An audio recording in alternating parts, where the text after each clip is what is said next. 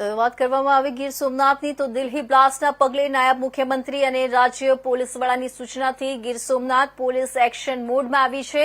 110 kilometre દરિયાકાંઠો ધરાવતા ગીર સોમનાથના કોડીનાર અને મૂળ દ્વારકા વિસ્તારમાં પોલીસ દ્વારા મેગા કોમ્બિંગ હાથ ધરવામાં આવ્યું હતું।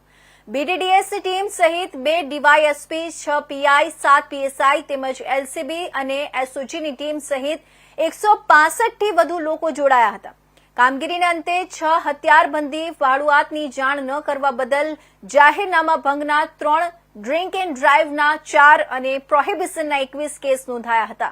આ સિવાય અગાઉના ગુન્હામાં સંડોવાયેલા 50 થી વધુ લોકોની તપાસ કરવામાં આવી હતી। આગામી દિવસોમાં જિલ્લામાં કામગીરી સતત ચાલુ રાખવામાં આવશે। આપણે સૌ જાણીએ છીએ કે દિલ્હી બ્લાસ્ટ પછી સમગ્ર ગુજરાતમાં માન્ય ડેપ્યુટી સીએમ સાહેબ અને ડીજીપી સાહેબ તરફથી જિલ્લા પોલીસને અને તમામ જિલ્લાઓની પોલીસને એલર્ટ કરવામાં આદેશ આપવામાં આવ્યો હતો।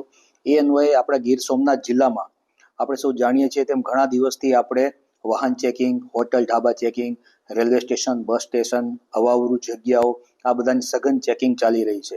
આ ઉપરાંત ગીર સોમનાથ જિલ્લામાં લગભગ 112 કિલોમીટર જેટલો લાંબો દરિયાઈ કાંઠો છે।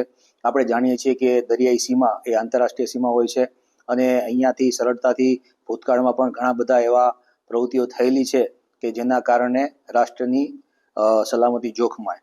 તો એ અનુસંધાને ગીર સોમનાથ જિલ્લા દ્વારા આજ કોમ્બિંગ દરમિયાન આપણે જાણીએ છીએ કે મદીના મસ્જિદ જે નવા બંદર ખાતે આવેલ છે તેમાંથી 3 શંકાસ્પદ કાશ્મીરી શખ્સો મળી આવ્યા હતા।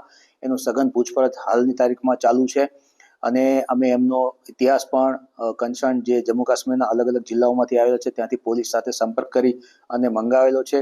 આ ઘટના ધ્યાનમાં આવ્યા બાદ અમારા તરફથી જિલ્લા પોલીસે ગઈકાલે ખાસ તો મૂળ દ્વારકા અને કોડીનાર વિસ્તાર કે જે એકદમ દરિયાની નજીક આવેલો છે અને ત્યાં ઘણી બધી શંકાસ્પદ પ્રવૃત્તિઓ ભૂતકાળમાં પણ થયેલી છે।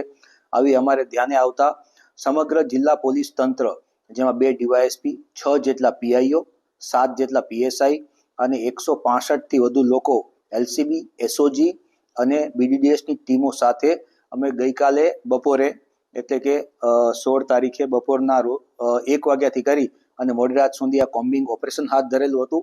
આ કોમ્બિંગ ઓપરેશનને અંતે જે કાર્યવાહી કરવામાં આવી છે એની હું વિગત આપની સાથે શેર કરવા માંગુ છું।